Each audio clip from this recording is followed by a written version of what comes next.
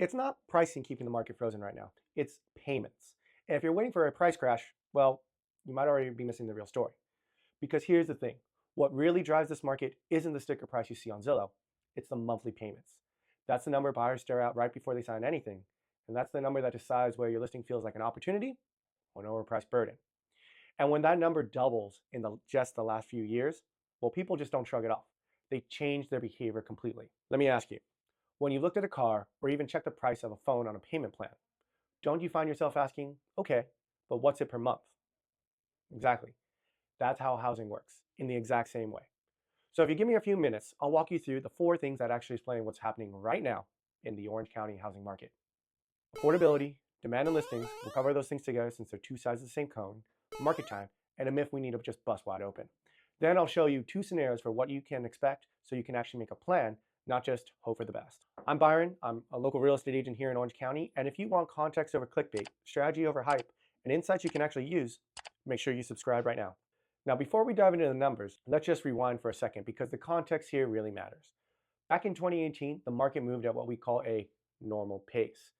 Homes took about 82 days to sell. Nothing crazy, nothing sluggish, just steady. You fast forward to 2020 and 2021, and interest rates hit record lows. Well, that pulled 3 years worth of demand into less than 2 years, and that's when the market got absolutely into a frenzy. Open houses felt like concerts, buyers wrote love letters, and homes just flew off the shelves. Then came 2022, and that's when the shock hit. Payments doubled almost overnight.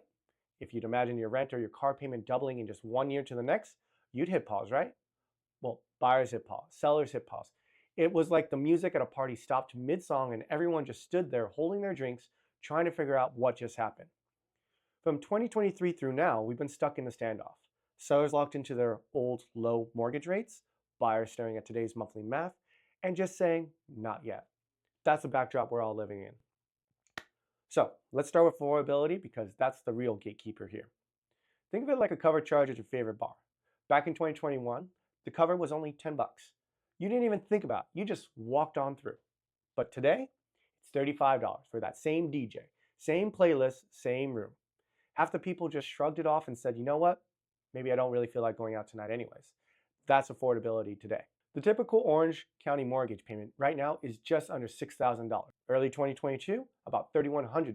That's a $31,000 difference per year for the exact same house. Same kitchen, same backyard, same driveway, and for most households, that kind of jump isn't uncomfortable, it's a deal breaker. Now think about this from the seller's perspective. If you're wondering why your home isn't getting the offers like it might have just a few years ago, it's not because buyers don't want your house. It's because the monthly payment has doubled, and they're doing the math in real time. They still want a yard, the office, the kitchen, but they stop short of writing offers because the payments just don't pencil out. Here's a story. I had a couple who almost bought in 2021. They ended up leasing a property with me nonetheless. They came back to this market with the exact same budget in the same neighborhood. The kitchen hasn't really changed, the yard hadn't really changed, even the neighborhoods that we were looking at, they're pretty much the same. What did change was the cost of borrowing the money to buy that kitchen. They weren't shocked by the cabinets, they were shocked by the monthly payments math attached to those cabinets. That's the affordability we're seeing right now in 2025. So when you see homes sitting or you hear someone saying, well, buyers just aren't that serious, remember this, it's not about desire, it's about math. And math changes behavior. Let's fold into the demand and listings because they just are joined at the hip. Think of it like Costco. The shelves are fuller than they were last year, but that's not exactly wall-to-wall stock. And the shoppers, they're wandering the aisles, they got carts, but they're waiting for the right price drop before they check out. Right now, Orange County has about 4,869 active listings. That's up from 3,599 a year ago, but still well below the pre-COVID average of about 6,569. We even hit a seasonal peak back in late July at just over 5,000, the first normal seasonal peak we've had in years.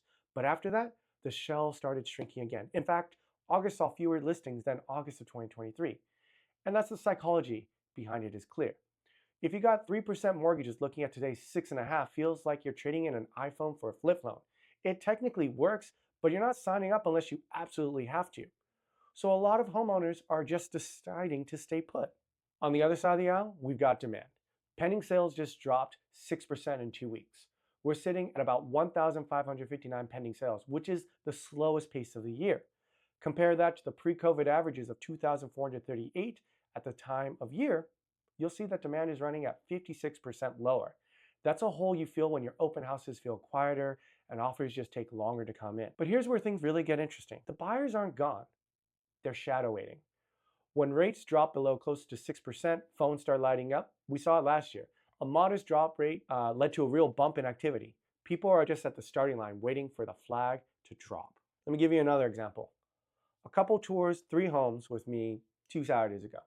One's on a busy street, one has a bathroom that's remodeled straight out of a DIY horror show, and the other one was perfect, except the monthly spreadsheet. Their exact words, maybe next month, Byron.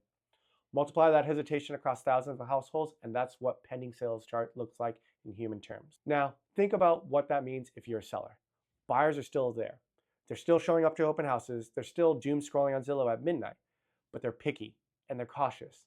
The shelf may be stocked, but they're not just grabbing anything anymore. And if your price doesn't fit today's payment math, they'll pass and wait. So what happens when you combine affordability challenges with cautious buyers and fewer sellers willing to list? You got the tempo we're living in right now. Market time. The expected market time right here shows today is 94 days. Last year it was 73, and pre-COVID it averaged out about 82. Detached homes are about 95 days and condos are at 91. Here's how that feels in real life. Week 1, 2, the honeymoon.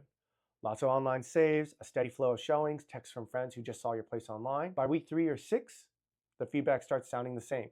Love the layout, love the design, price feels a little high. That's not rejection, that's the data. By week 7 through 10, when serious buyers who've been circling quietly finally make their move, but only if your listing looks like value compared to everything else they've seen on the market. One listing agent asked me, where's the bidding wars in 2021? And my answer was pretty quick. It left with the 2% mortgages. Today's patience isn't punishment, it's the new rhythm of the market. Now let's bust a myth because this one just actually drives me nuts. You've probably heard someone say, it's the hedge funds buying up every house. Sounds so dramatic, right? It gives you a clear villain, but let's check those receipts. So this chart shows the truth right here. Institutions are a tiny slice of the pie. Half of the so-called investors are just mom and pop landlords who own fewer than 9 properties. The real forces driving prices are locked-in higher rates and limited supply. Wall Street isn't sneaking into your cul-de-sac to steal your starter home. Math is. And here's the psychology behind why the math spreads. It's easier to blame a villain than it is to face the boring reality that affordability and supply are the real culprits. Saying BlackRock stole my house feels better than admitting interest rates just doubled. But the chart doesn't lie. Most of the so-called investors' activity is just neighbors renting out their old place, not hedge funds buying up the block. So where does this all go? Well, there's only really 2 paths. If rates drift closer to 6%, which I expect after that job announcement, demand will bump, market will tighten, and the right homes will move fast. If rates stay stuck in the mid-6s, the 3-month cadence will continue to hold, and the disciplined pricing will keep winning. Here's the play if you're a seller. If your horizon is short, look closely at the total cost and compare it against renting or waiting. What does it actually net if you list now versus later? If your horizon is long, the stability premium of owning still pencils out, even at today's cover charge. Because here's the thing, affordability is the gatekeeper. Listing sets the seats, demand controls the volume, and the market time sets the tempo. Once you know the rhythm, you stop guessing and you start making stronger decisions with confidence. So let me ask you, does this make you feel calmer about where the market's heading, or does this raise new questions? Drop your take in the comments, hit the like if this gave you some clarity, and make sure you subscribe so you don't miss the next breakdown. That's today's tour through the chaos we call housing. If you laughed, learned, or both, you know exactly what to do. Till the next episode, you stay classy.